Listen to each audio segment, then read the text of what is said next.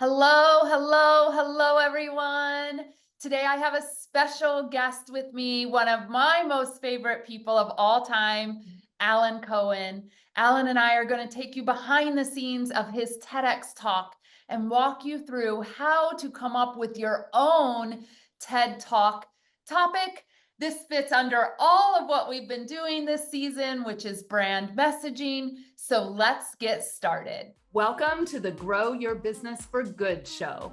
This is a place where coaches and consultants gather so you can learn how to lead a world-class business that does not tax your time, your energy, or your financial resources. We are your hosts, M. Shannon Hernandez and Amy Hager of the Joyful Business Revolution. And our number one goal is to bring you clarity and insight on how to grow your business for good. Alan, so glad you're here. So glad to be here. And thank you for sharing the microphone with me today to talk about one of my favorite topics, which is TEDx and big ideas and changing the world. Yes. Oh my gosh. So Alan, in just a moment, I'm going to read a little bit of your bio because I love to give people the context, but here's what I want to tell everyone who's listening to this episode today. You have probably heard me talk about the magic we create in Miami at Content Creation on Location. And Alan is my co-host for this event every single year. We are headed back to our live event February 19th through 21st. Oh yeah, baby. We are headed back to Miami. We have a beautiful event for you this year, and we've got 15 tickets left. That's it. So if you're listening to this show and you're like, oh my gosh, I'd love to spend time with Alan and Shannon and Amy and really dive into how to do story better for your business, for your career, for your team, for your leadership, you can visit joyfulbusinessrevolution.com/story immersion, and you can grab your ticket for Miami. So Alan, I have the pleasure of introducing you today. Like, there is so much I could say about you because our relationship goes so far back. Alan and I have known each other. I think we're coming on 9 or 10 years at this point. Sounds right. Yeah, it's a long time. We Yeah. started with a professional relationship. We've developed a friendship. Now we're co-hosting events together. But Alan is a distinguished executive leadership TEDx and public speaking coach. He's a professional speaker himself and an author, and he has really written 2 books about the power of connection. His entire, I'd say, platform is based around this idea of deep connection, deep relationships. And he really specializes in empowering individuals to share their most impactful stories authentically and confidently. He's coached some of the world's largest organizations, Bloomberg, NBC, American Express, Tiffany's. And we are going to start by actually diving into his TEDx talk. What was the magic behind it? What was the vision behind it? You can look it up online. And Alan, we should also put it in the show notes. But Alan's TEDx is called The Magical Power of Shared Purpose. And in this TEDx, he highlights his experience as the marketing director for the Harry Potter book series. So Alan, welcome. I am so happy you are here. Yeah, so happy to be here. And you know, that TEDx, The Magical Power of Shared Purpose, is the gift that keeps on giving. In fact, I was invited the other day to speak to a bunch of investors who are raising money, putting their money into this new brand, and they wanted some help with they wanted some training around storytelling and how they're going to talk about the brand. And so they said, we would love to hear your TED talk. And so I was like, oh, well, okay. I got to do my TED talk again. And, however, 6 years later, but it's timeless in that what I talked about is really how we can talk about what we do, but it is the why we do it that is what really entices people to want to learn more, to taste your brand, to touch your brand. And Simon Sinek said it, people buy why you do it, what you do. And I think that is essentially what I was talking about in in my TEDx, but it was more about how any team, when they come together around a shared purpose, they can do the unimaginable. So for us, launching the Harry Potter book long before there was social media, long before we had all of those tools at our disposal, it was kind of unimaginable that you could create a bestseller without huge resources and essentially create a movement. But it was because of the team's commitment to this shared purpose of getting young boys in particular to read great books of fiction, get them away from just comic books that got us all really excited. And so even though we were doing something that had never been done before, and it was a chaotic kind of mess in terms of team behaviors and just a team never really having to work that close together, we were able to do that which had never been done before.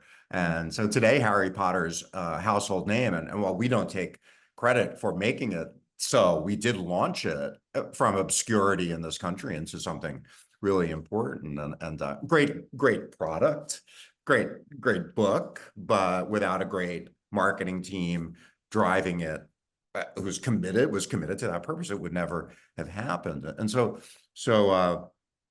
I you just know, I want to could use stop you right there for a moment. yeah. Because something I heard in there, which, I mean, I've watched your TEDx talk, right? So, and it's been a while since I've watched it, but Yeah. what I heard in all of that was we had a deeper purpose than selling books. That's right. Our purpose was to get teenage boys to read more fiction that was not comic books. That's right. And I can tell you, I was a teacher, a middle school teacher during the Harry Potter craze. Yeah. I have never been so happy when that craze died down, because I was English language arts teacher. So I'd have one-on-one book talk meetings, right, with Yeah. all the students, and they were all reading Harry Potter, and they Yeah. were all immersed in it. And all I was immersed in myself was Harry Potter. And I was like, okay, I read the first 2 books, loved them. And then I'm Right. like, I cannot read any more of these because I'm hearing about it from 90 students a day. Right.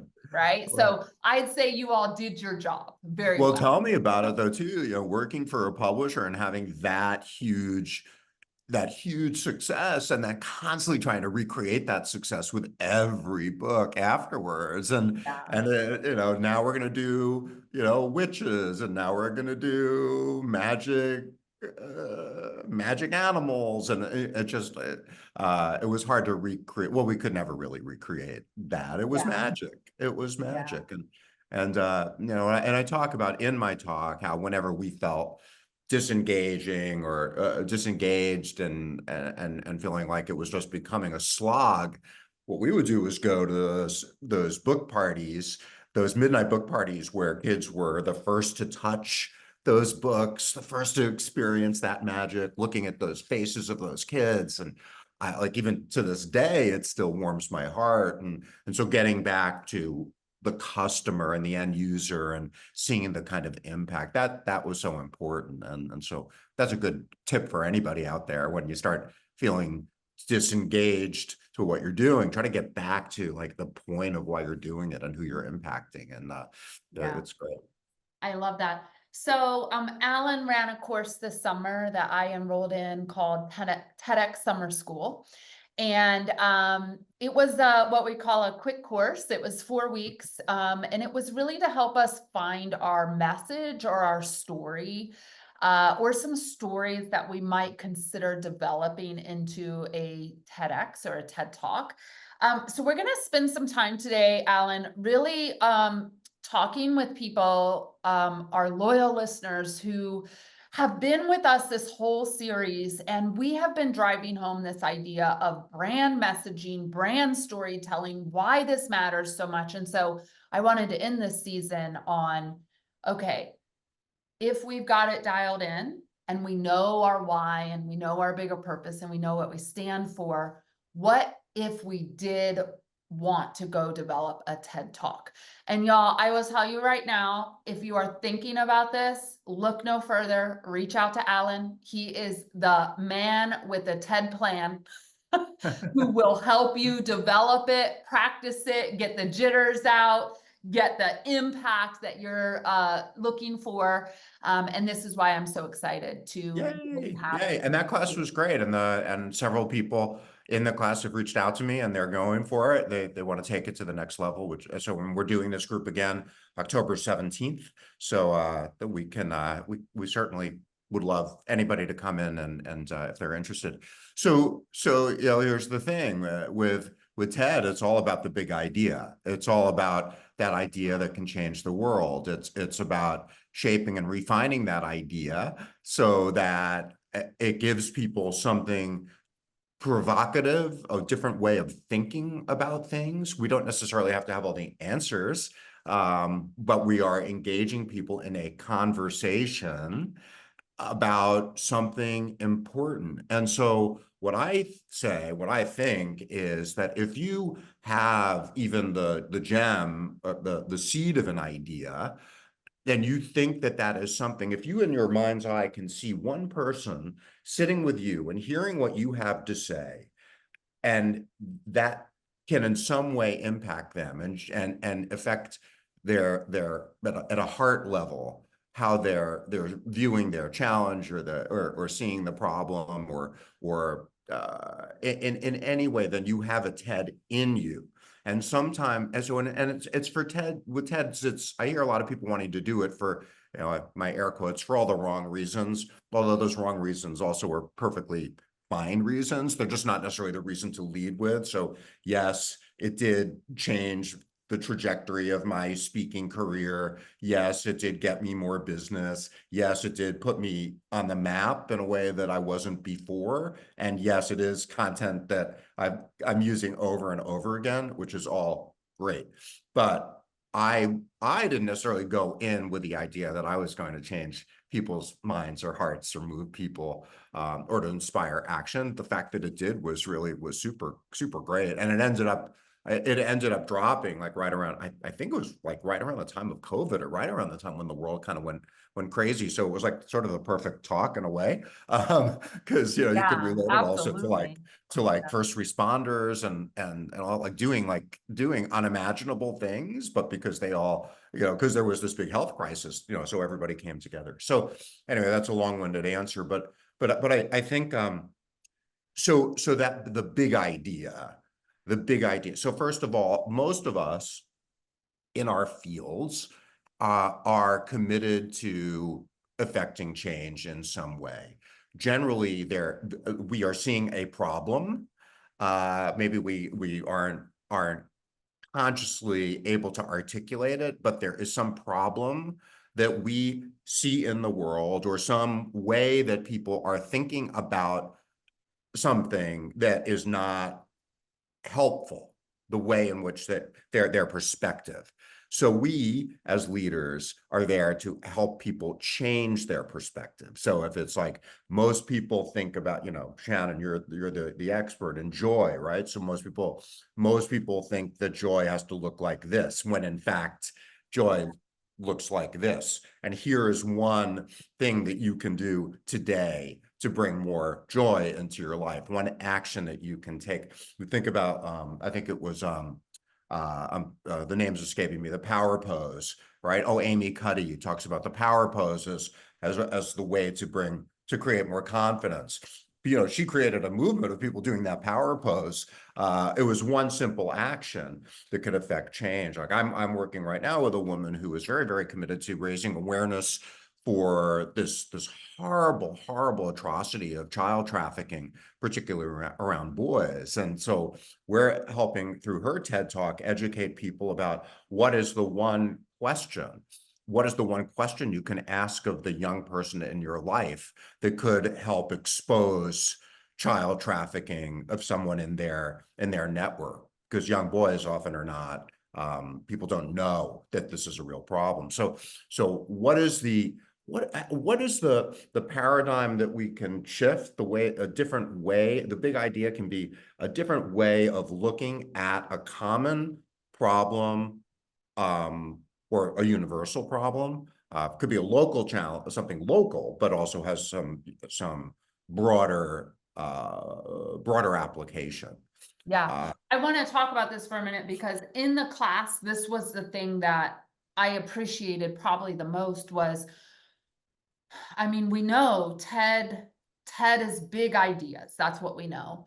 But how do you take such a big idea and make it super actionable with one Right. question or one step? And I appreciate that, Alan, Yeah. because we can get all wrapped up in the big idea and not be able to give anyone the power pose or Mhm. the thing to take away, right? Like if joy doesn't look like this for you, what might it look like? Right. So I really want everyone to think about that. And I want you to think about it, not only in terms of developing a TED Talk, but we've spent this whole season talking about brand messaging, and we've spent the whole season talking about dialing into the essence of your brand and telling the stories around that and being clear on your mission and being clear on your values and your brand commitments. And it is the business owners, the TEDx talkers, the podcasters, whatever, that are the most successful when they can take really big things and make it super implementable and super applicable to the audience listening. So I love that. Alan, question for you. Sure. And you touched on this a little, and this is one of the questions I actually wanted to ask you today, but Yeah. who should consider submitting a TEDx and who should not consider submitting a TEDx? Because I think one of the things we do really well here at Joyful Business Revolution is give people clarity on, is this for you or is it not for you? Right. Right. Well, the first thing I'll say is that you do not have to be a professional speaker or have any interest in being a professional speaker to do a TED. I think that the people who can do a TED are change agents and visionaries. It's entrepreneurs, business owners, it's also entertainers, it's also scientists, it's also mathematicians. It's a very, very broad spectrum of people who do TEDs. Generally, we fall into a category.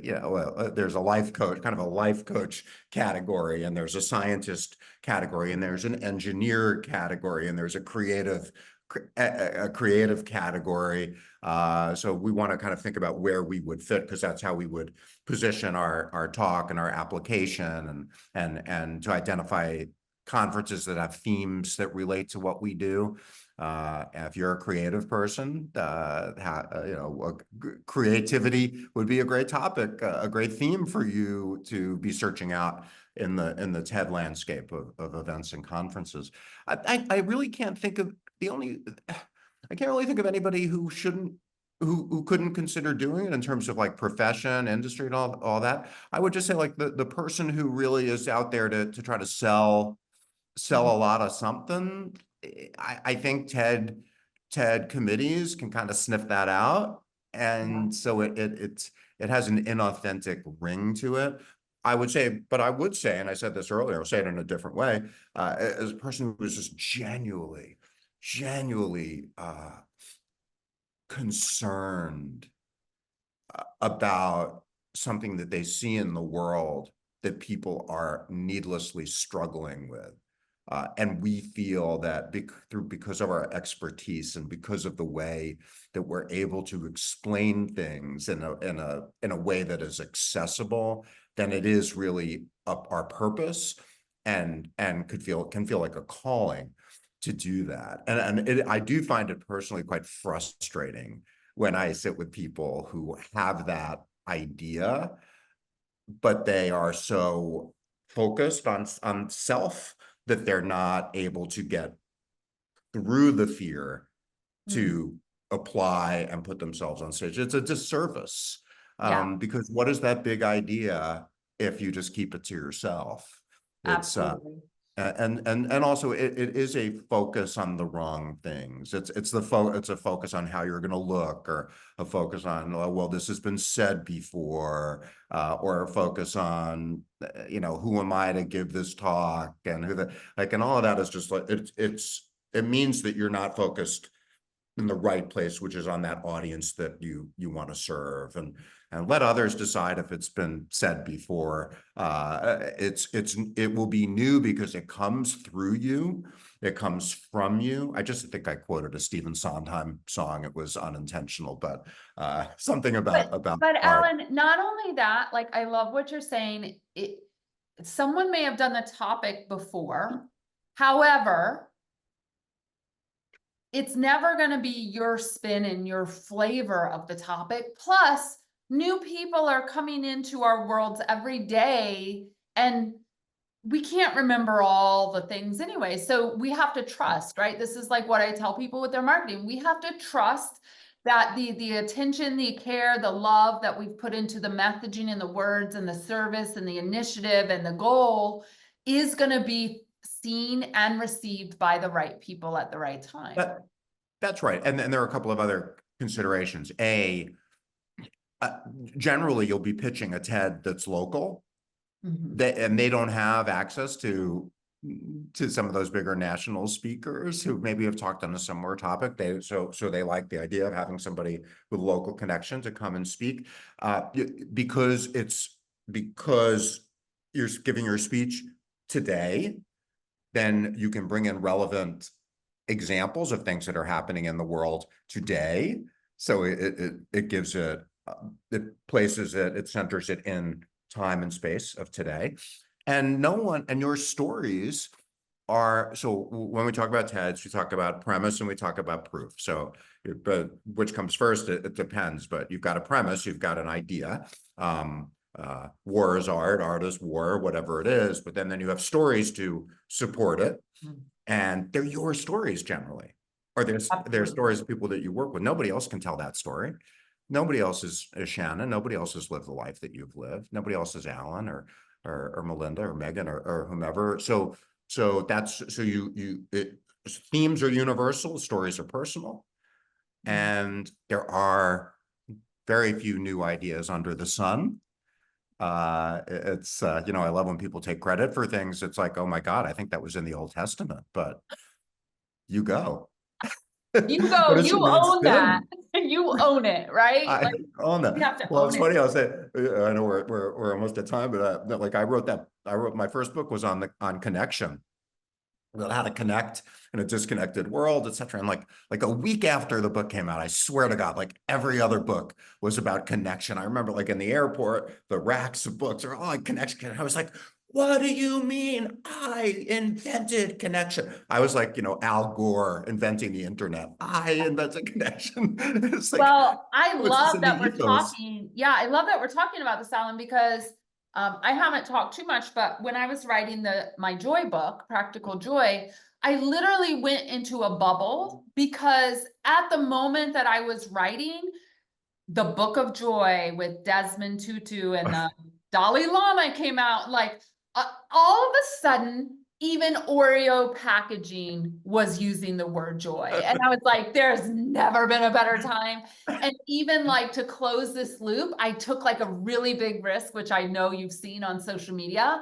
I have been sending snail mail Practical Joy books to Oprah Winfrey, Michelle Obama, Tim Waltz, like all the I love it. DNC now, their word is joy. Like, I let's love it. bring the joy back. But that's probably because they read your book already and they just didn't leave that review. But I think so. There is something like in their sort of collective, conscious, unconscious that makes it's the reason why we write these books on these topics, and it's the reason why it's the right time, and it's the reason why it comes from you.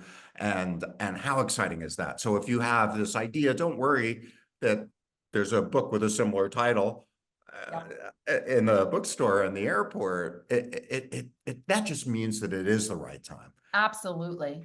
And if there's not, it means you are going to be the forefront and people will be inspired and you will have a sort of a legacy of starting a movement like we did with joyful marketing years ago, right?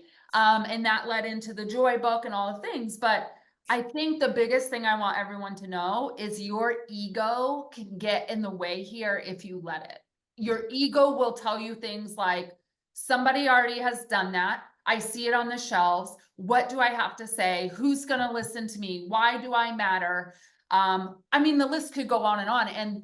And I watched the recording last night, Alan, of the 4th class, which was the one that I missed, in the TEDx summer school. And I really appreciated you doing that coaching, because there was still that mental chatter going on, right? And that's the human ego side, but we really have to show up from a sole purpose of service, That's right. to do this bigger work that many of us are called to do in the world. That's right. And I will say, and it is my superpower, I can tease that out of anyone. Absolutely. And most of us are actually sitting on a goldmine of stories, of concepts, of ideas. But we often do get in our own way. And so having a guide, a Sherpa, having somebody who believes in you and can extract that from you, so important.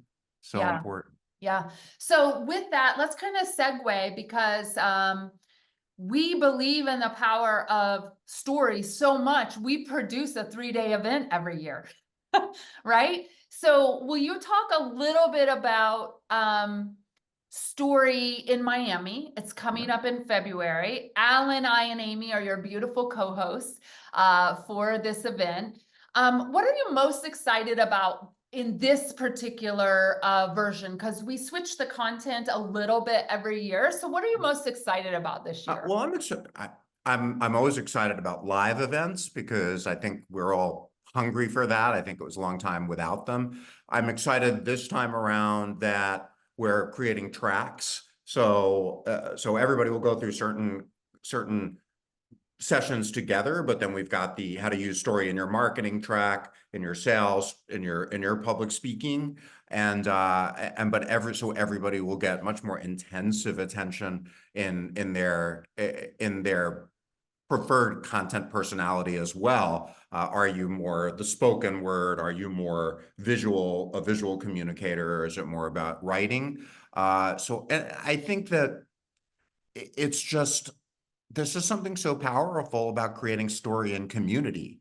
And we're all community builders. And the first time around, it was fantastic. And we had people coming from all over the country. And I expect that, well, that's already happening right now. But also, I know that because I live down here in Miami, I'm going to be bringing in a lot more diversity, a lot more native local people here, who have just incredible stories around family and tradition and all of that great stuff. So, we're going to have sponsored events and great meals, great food, great conversation, and everyone will walk away with a trove of stories that they can use that are really going to take their businesses to the next level, and help them be more compelling storytellers to create that which they want in their lives and their business. Yeah. Oh my gosh, we are really excited. So if you would like to join us in Miami this year, you can grab your ticket at joyfulbusinessrevolution.com /story immersion. And also this year, one of the things I'm super excited about is we are putting on one of my mastermind dinners on the 18th prior to us kicking off.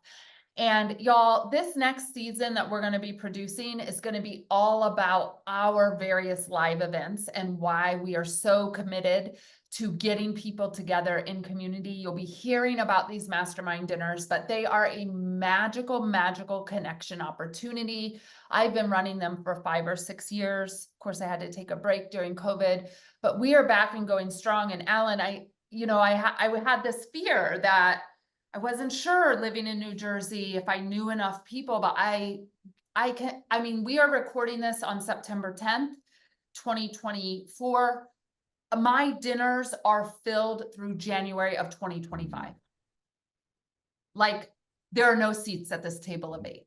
And I'm so glad I followed my heart and went back to, okay, I do live in New Jersey, but I just need my first table of 7, me makes 8, and then they're gonna invite, and then they're gonna invite. So now, Alan, we have people showing up to the table I have never met in my life, which is the most exciting thing to me. I will also say that Miami in February is pretty awesome, Yes, especially for those of you who live in colder weather climates. So we open up our city to all of you to come and play and enjoy the local cuisine and some just amazing storytelling, inspiring, engaging, and super fun. I love it. All right, Alan, I know you have a special gift called the Connected Speaker Checklist for the audience today. I love this checklist. Tell people a little bit about it and why they would want to grab it.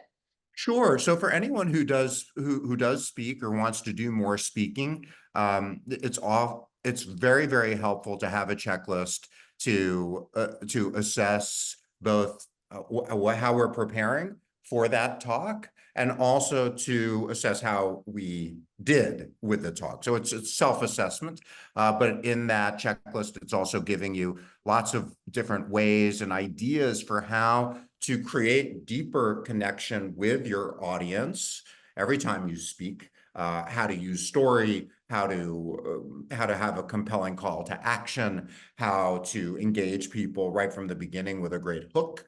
And so I really recommend that people pull the checklist because it will just up your speaking game. I do clinics, free clinics all the time, which I promote on my website.